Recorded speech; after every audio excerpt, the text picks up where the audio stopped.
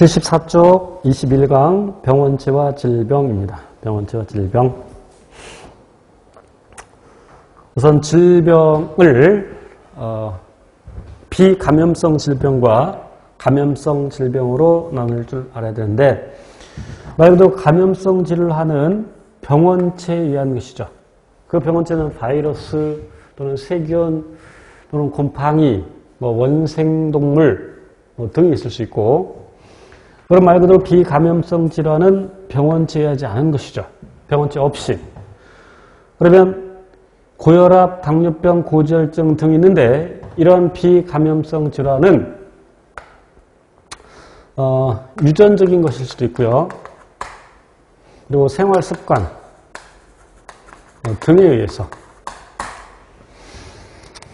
자, 그러면 이제 병원체는 질병을 일으키는 생물체. 근데 이런 생물체라는 단어가 조금 애매하긴 해요. 왜냐하면 생물체 아닌 것도 있으니까. 일단 바이러스. 엄밀히 말하면 생물체가 아니죠. 또 프라이온이라는 것도 뒤에 곧 나와요. 프라이온 또는 프리온. 단백질성 감염 입자를 프라이온이라고 하는데 그건 생명체가 아니에요. 이 생물체라는 표현은 옳지 않습니다. 물론 여기에 있는 세균이나 곰팡이 등은 생명체지만 바이러스 생명체가 아니죠. 표현이 조금 깔끔하지 못해요. 자, 병원체의 종류를 보겠습니다. 우선 세균. 세균은 단세포 생물로서 세포 하나로 구성되어 있죠. 자, 그럼 세포를 갖는 것은, 그러니까 바이러스는 세포를 갖지 않는데, 그럼 세균은 세포를 갖는데, 그럼 세포는, 그러니까 생명체죠. 생명체는 유전물질로서 DNA를 갖습니다. 그럼 그 DNA를 갖고 있으면 그 DNA로부터 또 RNA를 만들겠죠. 그러니까 DNA와 RNA를 모두 갖고 있다. 이렇게 얘기할 수 있고, 스스로 물질 대사를 할 수 있고, 그래서 여러 가지 생명 현상이 나타나죠. 이 성장한다는 것은 되게 이제 다세포 생물의 경우에는 그 성장이 주로 세포 분열에 의해서, 발육도. 그러나 여기서의 성장과 발육은 좀 적당한 표현은 아닌데, 일단 세포가 분열한 다음에 크기가 조금 커진다는 그런 의미로 받아들이면 됩니다. 여기서 또 발육이라는 것은 그 사람과 같은 다세포 생물에서의 그 발육이 아니라 세포가 분열하고 조금 더 발달한다. 이 정도만 받아들이면 됩니다. 자손을 번식시킨다는 이유는 세포 분열이 곧 생식이죠. 그리고 2번은 읽어보시면 되겠고, 세포를 공격하고, 그리고 물론 세균이 동물의 조직으로부터 영양분을 섭취하기도 하지만 꼭 동물의 조직, 동식물의 조직이 아니더라도 영양분을 섭취할 수 있겠죠. 예를 들어서 그 배양 접시에서 세균을 증식시킨다, 배양한다. 그러면 동식물의 조직이 아니어도 영양분을 섭취할 수 있는데, 병원체로 작용할 때와 같이 동식물의 조직으로부터 영양분을 섭취한다는 그런 의미가 되겠죠. 썩 중요한 내용은 아니지만. 그래서 모양에 따라서 공 모양이냐, 구균, 막대기 모양이냐, 간균, 나선형이냐, 나선균. 그러나 이렇게 구체적으로 나누는 것은 우리 기초 수준에서 굳이 할 필요가 없습니다. 심화가도 이런 게 썩 중요한 것은 아니니까. 중요한 것은 세균에 의해서 발생하는 질병을 암기하셔야 됩니다. 그래서 구균인지 구체적으로 몰라도 돼요. 그냥 그 병명만 몇 개 외우면 돼. 식중독, 폐렴, 그다음에 결핵, 이질은 이렇게 세균에 의한 것도 있습니다만 원생생물인 아메바에 의한 것도 있습니다. 그래서 그런 경우에는 아메바성 이질이라고 아예 딱 나오니까 어렵지 않습니다. 그다음에 헬리코박터 파이럴이라는 헬리코박터 파일로리 많이 들어봤죠? 세균이죠. 헬리코박터 파일로리 세균. 왜 요크루트 선전 중에 헬리코박터 파일로리 윌 있죠. 그래서 그 세균성 질병, 그러니까 여기서는 세균성 질병이 뭐가 있고, 바이러스성 질병, 또 곰팡이한 질병, 프라이온의 질병, 프라이온에 의한 질병, 원생생물에 의한 질병을 몇 가지 외워두시면 됩니다. 특히 여기 폐렴, 그러니까 이렇게 폐렴균, 결핵균, 뭐 이런 식으로 외워두시면 편리하겠죠. 자, 이 세균 질병을 치료할 때는 항생제를 쓰는데 항생제도 기억을 하셔야 돼요. 항생제. 자, 맨 처음 발견된 항생제는 페니실린이죠. 페니실린. 그래서 페니실린은 세포벽의 구성성분, 그러니까 이 세균의 세포벽의 구성성분을 알아야 되는데 그 세포벽의 구성성분이 펩티도글리칸. 자, 그럼 이 세균이 세포부위를 한 다음에 세포벽을 형성을 해야 되는데 그 세포벽을 형성하는 즉 펩티도글리칸 합성 효소가 있는데 그 펩티도글리칸 합성 효소를 저해하죠. 누가? 페니실린이. 항생제 중에 페니실린 계열은 펩티도글리칸 합성 효소의 저해제로 쓰입니다. 그러니까 세포벽이 잘 안 만들어져. 그래서 세균 세포 안으로 물이 막 들어가서 세균 세포가 죽게 되죠. 그리고 이제 대부분의 항생제는 리보솜에 작용합니다. 그래서 단백질 합성을 억제합니다. 뭐 테트라사이클이랄지 그리고 클로람페니칼 등등의 항생제는 세균의 리보솜에 작용해서 단백질 합성을 억제합니다. 그런데 이 세균의 리보솜이 진핵세포에, 물론 세균은 원핵세포인데 여기서 원핵세포, 진핵세포 나눌 때 가장 중요한 것은, 가장 기본이 되는 것은 핵은 막으로 둘러싸여 있습니다.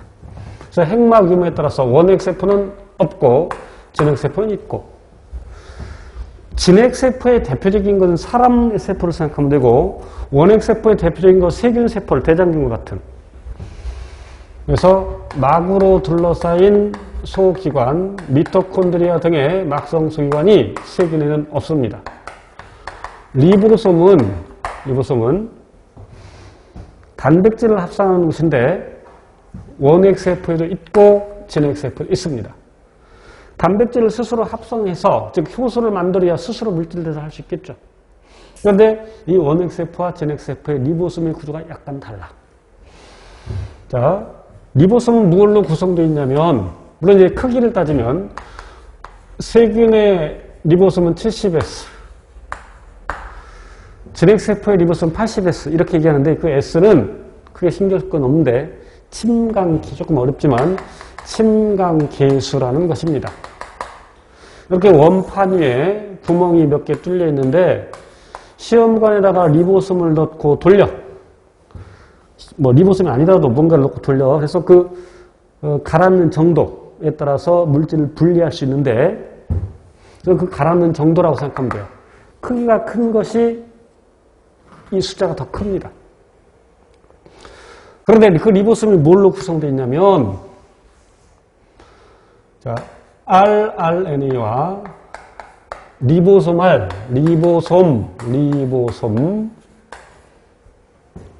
리보솜의 이런 뜻이죠. 그래서 리보솜을 구성하는 RNA와 단백질로 구성되어 있는데 이 rRNA를 구성하는 소위 염기 서열이, 즉 아데닌, 티민, 구아닌, 시토신이 쪼르륵 막 배열되어 있는데 그 서열이 진핵세포와 원핵세포 조금 다릅니다. 특히 세균과 진핵세포가 달라. 그래서 그 리보솜의 염기 서열에 작용해서, 리보솜에 작용해서 단백질 합성을 억제하는데 대개 항생제가, 그런데 진핵세포의 리보솜에는 작용하지 않습니다. 그러니까 우리가 항생제를 먹어도 내 몸에서 단백질을 만드는 것에는 작용을 하지 않는다는 얘기입니다. 자, 그 다음 바이러스는, 자, 세균은 일반 광학현미경으로 관찰이 가능합니다. 그런데 바이러스는 크기가 매우 작죠. 광학현미경으로는 관찰할 수 없습니다. 전자현미경이 발명된 후에 바이러스가 발견되었죠. 그래서 크기가 매우 작다. 세균보다 되게 크기가 매우 작고, 그리고 세포 구조가 아니고, 그러니까 리보솜이 없어. 효소를 스스로 못 만들어내. 그러니까 스스로 물질대사를 못해. 그래서 살아있는 세포 내에서만 살아가는데 이것을 활물기생이라고 하죠. 살아있는 세포에 살아가는 것을 활물기생. 물론 그 숙주는 되게 제한적이죠. 숙주는 되게 제한적이죠. 이것도 최근 시험에 출제된 적이 있어요. 뭐 매우 쉬운 내용이긴 합니다만. 예를 들어서 조류독감 바이러스. 그럼 조류, 새에게 독감을 일으키는 바이러스. 원래 숙주는 조류였어. 새. 그런데 이것이 돼지 거쳐서 사람에게까지 왔죠. 그러니까 사람도 물론 독감 바이러스에 다시 조류독감 바이러스의 숙주가 될 수는 있어. 그러나 대개 그 바이러스들은 숙주가 제한적이다. 자, 그리고 바이러스는 역시 핵산을 갖습니다. 그런데 세포 안에는 DNA도 있고 RNA도 있어, 핵산으로서. 그런데 바이러스에는 DNA 또는 RNA. 물론 이제 그 바이러스의 종류에 따라서, 물론 이제 세포에는 대개 DNA는 두 가닥으로 되어 있어요. 대개. 그리고 RNA는 대개 한 가닥으로 되어 있어. 그런데 바이러스는 그 종류에 따라서 한 가닥짜리 DNA를 핵산으로 갖는 녀석도 있고, 두 가닥짜리 DNA를 갖는 녀석도 있고, 한 가닥짜리 RNA를 갖는 녀석도 있고, 두 가닥짜리 RNA를 갖는 녀석도 있고, 그런 내용들을 심화반에서 배웁니다. 그래서 핵산을 단백질 껍질이 싸고 있는 그런 구조로 되어 있죠. 자, 바이러스의 증식 과정은 그림에서 살펴보겠습니다. 그 다음 페이지 나와요. 그 다음 페이지 아래 그림에.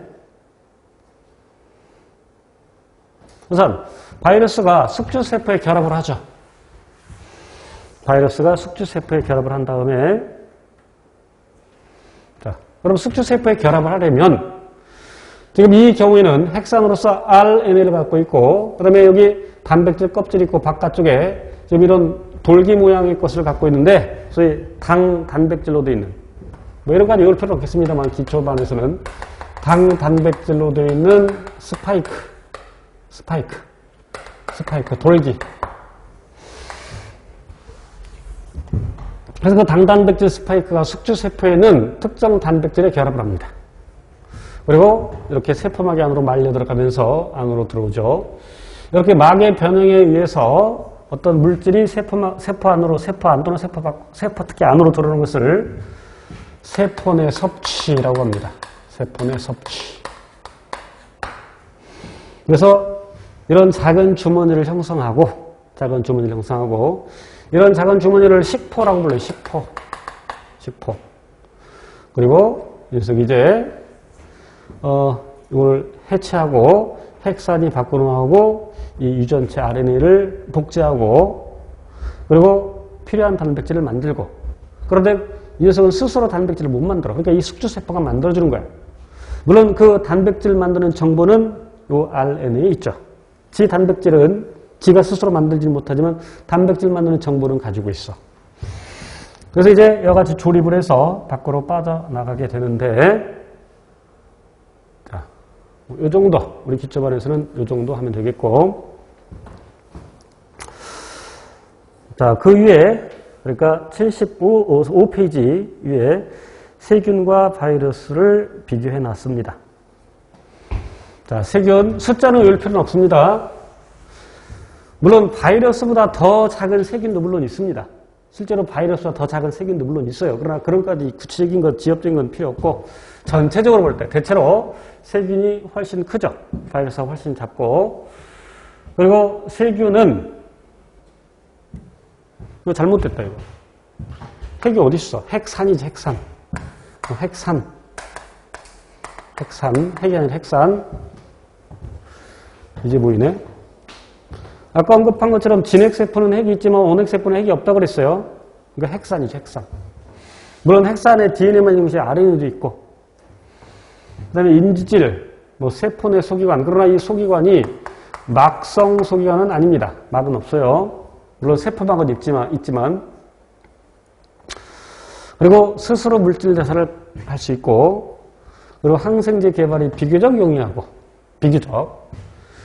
근데 바이러스는 그리고 산자가 빠졌어요. 핵산으로서 어떤 녀석은 DNA, 어떤 녀석은 RNA를 갖고 있죠. 여기다가 DNA and RNA를 써넣어야 돼요. 핵산. 물론 유전물질은 DNA지만. 그러나 바이러스는 종류에 따라서 DNA만 있는 것 또는 RNA만 있는 것이 있죠. 숙주 세포 내에서만 증식을 하죠. 활물기생. 그리고 돌연 변이가 많이 일어납니다. 변이가 많아서 항바이러스 개발이 어렵죠. 그래서 중요한 것은 항생제로 바이러스 질병을 치료할 수가 없습니다. 아까 항생제는 페니실린 계열은 세포벽 합성을 억제한다 그랬어. 그런데 바이러스 세포 구조 자체가 없어. 또한 리보솜에 작용해서 단백질 합성 억제하는 항생제들이 있다고 했는데 바이러스는 리보솜이 없어 세포 구조가 아니니까. 그러니까 항생제로 바이러스 질병을 치료할 수는 없죠. 그래서 항바이러스제가 필요한데 그러나 개발이 어렵죠. 뭐 공통점은 유전물질, 즉 핵산을 갖는다는 것이고, 그러나 그 유전물질이 세균은 DNA, 바이러스는 종류에 따라서 DNA 또는 RNA가 되겠습니다. 우리는 무엇을 공부하고 있냐면 병원체의 종류에 대해서 공부하고 있어요. 그래서 원생동물, 물론 이제 일부 책에는 원생생물이라고도 하는데, 물론 원생생물이 더 큰 개념이죠. 뭐 이런 것이 중요한 건 아니지만, 그래서 시험에 여기 원생생물로 나올 수도 있어요. 원생생물 중에 원생동물이 병원체가 되는 경우도 있죠. 원생동물도 진핵생물입니다. 그러니까 당연히 항생제로 치료할 수가 없죠. 사람도 진핵생물입니다. 그래서 치료제 개발이 어렵죠. 그리고 부작용도 클 수 있고, 물론 중요한 것은 원생동물에 의한 질병 이름을 기억하시랍니다. 그래서 말라리아는 말라리아 병원충이라는 녀석이 있어요. 말라리아 병원충이라는 녀석이 있습니다. 아까 언급한 것처럼 아메바성 이질, 아메바는 원생동물이에요. 수면병 뭐 이런 것들이 있죠. 자, 곰팡이도 병원체가 될 수 있는데 대표적인 게 무좀, 피부 사상균에 의한 것이죠. 뭐 만성 폐질환 또는 뇌막염 등도 곰팡이 포자에 의해서 유발하는 질병이죠. 자, 그 다음에 프라이온. 아까 살짝 언급을 했었는데 단백질성 감염 입자를 프라이온 또는 프리온이라고 발음을 하고, 프라이온 단백질성 감염 입자. 그 단백질로도 있어. 그러니까 당연히 핵산 없죠. 당연히 생물체가 아니죠. 자, 변형 프라이온, 정상 프라이온이 있습니다. 정상 단백질. 그럼 결합한 다음에 자, 이와 같이 정상 프라이온이 변형 프라이온이 됩니다. 그러면서 변형 프라이온이 점점 많아져서 결국은 질병을 유발하게 됩니다. 자, 분명 프라이온은 생명체는 아니지만 생물의 특성 중에 이것은 무엇에 해당되느냐 이렇게 물어보면 결국 쥐랑 똑같은 걸 만들어내는 것이죠. 그러니까 굳이 얘기하자면 생식에 해당되겠죠. 진짜 생식은 아니지만 엄밀히 말하면 증식이라고 표현해야 되는데, 그래서 생물의 특성의 하나에서 고르라 그러면 생식. 자, 그런데 이 변형 프라이온은 웬만한 열을 가해서는 파괴할 수가 없습니다. 자, 세균이나 바이러스는 우리 지금 대략 일기압하에서 물을 끓이면 100도씨 정도에서 끓죠. 100도씨에서. 그러면 뭐 한 5분, 10분 가열하면, 충분히 뭐 20분 정도 가열하면 대부분의 세균 바이러스의 단백질은 다 파괴가 됩니다. 그런데 이 변형 프라이온은 1기압 100도씨에서 절대 파괴되지 않습니다. 3기압 121도 정도로 올려야 파괴시킬 수 있다고 합니다. 방사선이나 또는 어떤 화학물질에서 쉽게 파괴되지 않습니다. 그런데 우리 몸에 점점 늘어납니다. 그래서 질병을 일으키는데, 그러면 이 변형 프라이온이 왜 맨 처음 어떻게 해서 생겼을까? 변형 프라이온 맨 처음 어떻게 생겼을까? 프라이온의 성분은 뭐야? 단백질이죠. 단백질이 변형되었대. 이상한 단백질이 만들어진 거예요, 맨 처음에. 왜 이상한 단백질이 만들어져서? 돌연 변이가 일어났죠. 염기 서열의 변화가, 그러니까 DNA는 염기 서열이 어떤 종류의 아미노산이 올지를 결정하는데, 그로 인해서 단백질의 종류가 결정되는데, 그 염기 서열이 달라져서, 즉 돌연변이죠, 그게. 그래서 돌연변이에서 처음 만들어지는 것이죠. 그런데 우리 몸에서 이렇게 늘어나면서 질병을 유발하지만 항원으로 작용하지 않습니다. 항원으로 작용하지 않는다는 얘기는 면역 반응을 유발하지 않는다는 얘기입니다. 염증 반응이나 또는 항체 생산을 유발하지 않죠. 그래서 프라이온에 의한 질병을 이어야 되는데, 식인종 부족에서 나타나는 크루, 식인종 부족에서 나타나는 크루. 예전에 어디 경기 이런 게 시험에 출제된 적이 있어요. 우리 기초 수준보다 좀 뭐 깊이 들어간 내용이지만, 자, 그리고 스크래피, 뭐 염소나 양에서 나타나는, 이제 몸이 가려우니까 자꾸 긁고, 물론 이제 뇌에 이상이 생기는 거죠. 그래서 뇌에 스펀지처럼 구멍이 뽕뽕 뚫리는 것입니다. 그래서 전염성 해면상 뇌증 이렇게 부르기도 하죠. 그래서 이제 피부가 가렵게 돼서 막 긁기도 하게 막 비비고 막 긁기 해서, 그러면 이제 잘 알려지는 광우병, 그리고 인간 광우병이라고 알려져 있는 크로이츠펠트 야곱 디지즈, 크로이츠펠트 야곱 디지즈, 이런 질병 이름들을 암기해 두셔야 됩니다.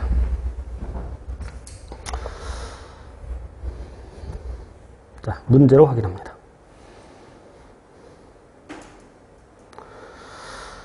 다음은 여러 가지 질병을 구분하여 나타내는 것인데, 옳지 않은 것은, 아까 바이러스에 의한 질병을 얘기하지 않았군요.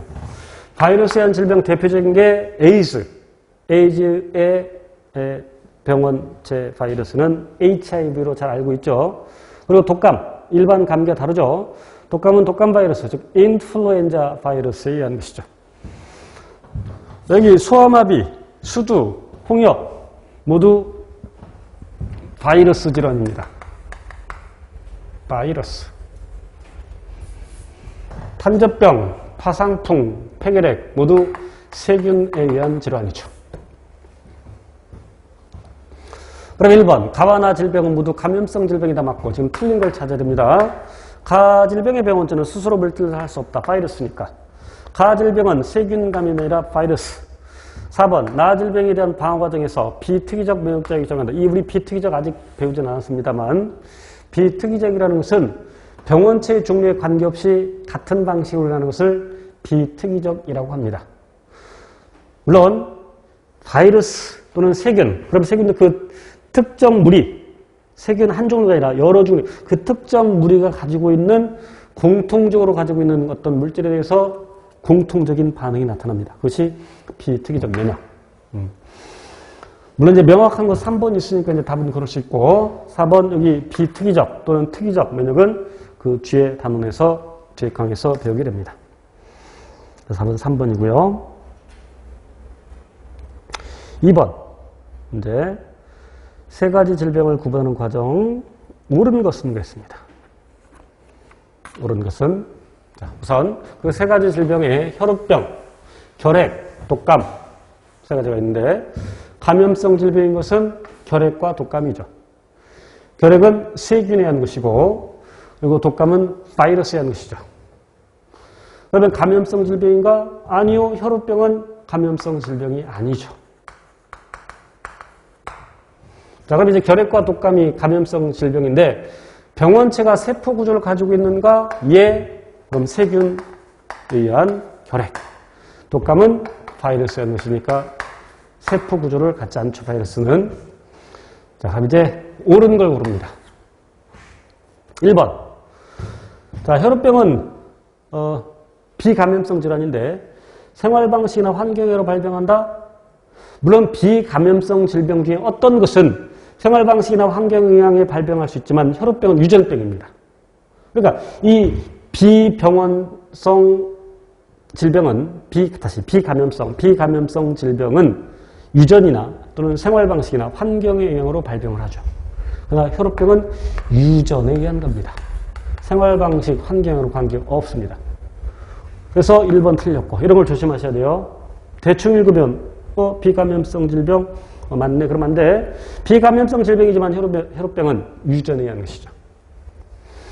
2번 나를 일으키는 병원체, 독감을 일으키는 병원체, 그러니까 인플루엔자 바이러스. 바이러스는 스스로 물질 대사를 하지 못하죠. 3번 다는 결핵을 일으키는 세균인데 세균은 항생제로 치료할 수 있죠. 그런데 항생제 내성을 갖는 세균들이 생겨날 수 있죠. 그래서 옳은 것은 3번이고 가나다 모두 외부에서 침입한 병원체에서 나타난 질병이다. 가는 유전에 의한 것이죠. 답은 3번. 자, 넘겨서 3번 문제.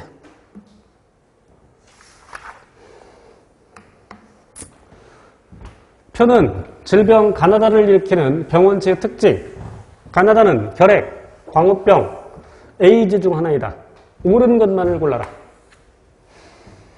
자, 결핵은 세균에 의한 것이고 광우병은 프라이온에 의한 것이고요. 후천성 면역 결핍 증후군, 즉 에이즈는 바이러스, 더 구체적으로 휴먼 이뮤노디피션시 바이러스, 즉 인간 면역 결핍 바이러스에 의한 것이죠. 그럼 이 중에서 세포 구조를 갖는 것은 세균밖에 없죠.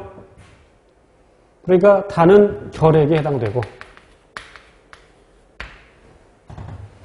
그런데 세포 구조도 아니고 핵산도 없는 것, 프라이온은 단백질이죠. 그러니까 가가 광우병에 해당되는 거고요.